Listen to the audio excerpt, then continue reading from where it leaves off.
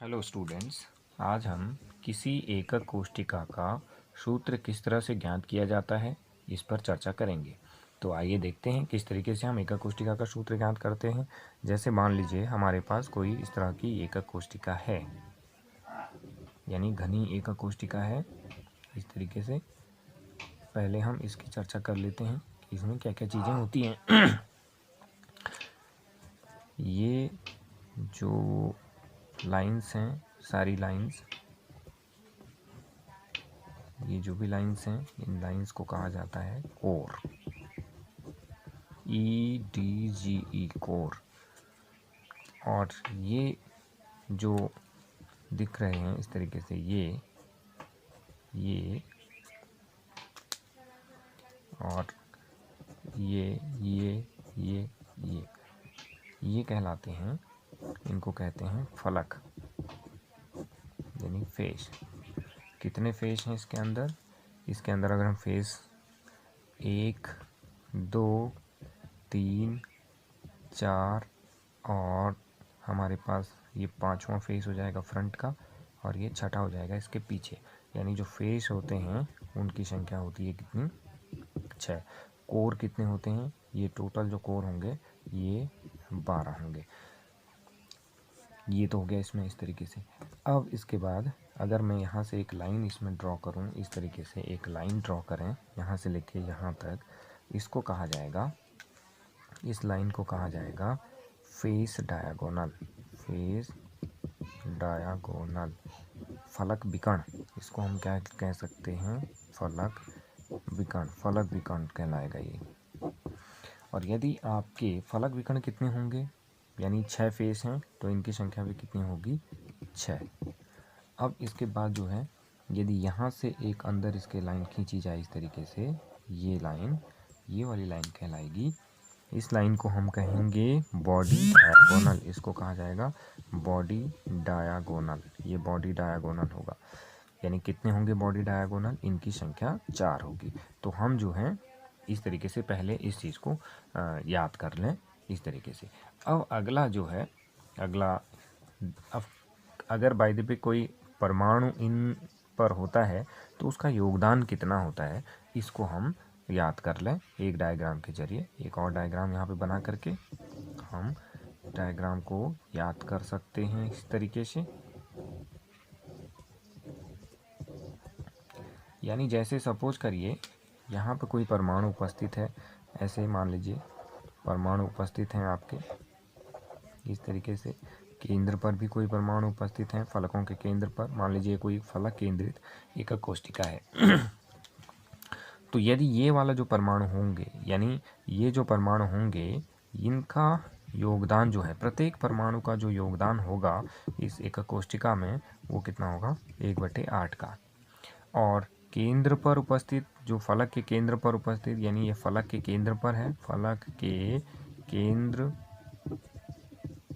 पर उपस्थित जो परमाणु है उसका जो योगदान होगा वो होगा 1/2 का।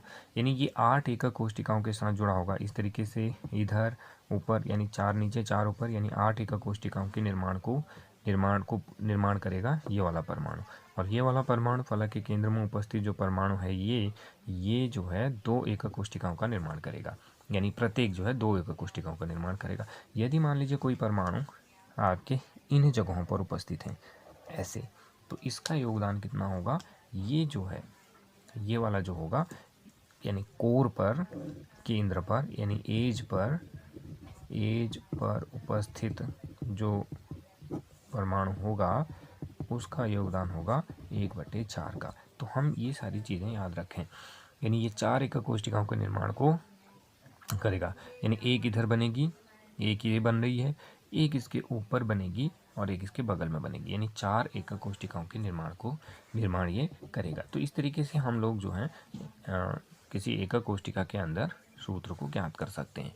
अब जैसे मान लीजिए हमारे पास कोई प्रश्न है इस तरीके से, हमारे पास ये प्रश्न है कि क्या प्रश्न है हमारे पास, कि एक प्रश्न है कि एक यौगिक ABCD तत्वों से बना है। A तत्व घन के कोनों पर उपस्थित हैं, बी तत्व घन के केंद्र पर और सी तत्व किनारों एज के केंद्र पर उपस्थित हैं, डी तत्व घन के सभी फलकों पर उपस्थित हैं। तो यौगिक का सूत्र ज्ञात कीजिए। यौगिक का सूत्र का मतलब हमें यहाँ पे यूनिट सेल का ही सूत्र ज्ञात करना है। तो यूनिट सेल का सूत्र कैसे ज्ञात करेंगे, आइए देखते हैं। तो हम सबसे पहले इस क्वेश्चंस के लिए एक चित्र बना लें।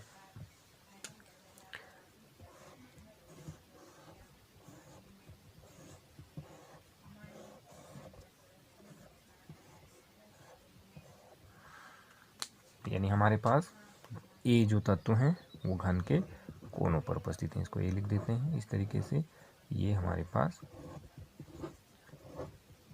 ये सारे तत्व हमारे पास क्या है, ए है, यानी 8 हमारे पास ये ए तत्व मौजूद है। फिर बी तत्व जो है वो कहाँ पर उपस्थित हैं, बी तत्व हमारे जो हैं वो घन के केंद्र पर उपस्थित है। यानी घन का केंद्र ये हो गया, यानी यहाँ पर बी तत्व उपस्थित हो गया, यानी ये बी हो गया। इसके बाद हमारे पास जो सी तत्व हैं वो हैं सी तत्व किनारों के केंद्र पर, यानी यहाँ पर जितने भी किनारे हैं सब पर सी तत्व आपके मौजूद हैं। ये हमारे क्या हो गए, सी हो गए। ये सब पर उपस्थित रहेंगे, यहाँ भी इस तरीके से किनारों पर उपस्थित हैं। एक हाइपोथेटिकल क्वेश्चन है इस तरीके से, है ना। और इसके बाद जो डी तत्व हैं वो फलकों के केंद्र पर उपस्थित हैं। यानी ये तो हमारे जो हैं ये जो तत्व हो गए हमारे, ये क्या हो गए, सी, यानी ये सब क्या हैं, सी हैं। ये इस तरीके से हम इसको निरूपित कर सकते हैं। और उसके बाद जो हमारा डी तत्व है वो फलक के केंद्र पर उपस्थित है।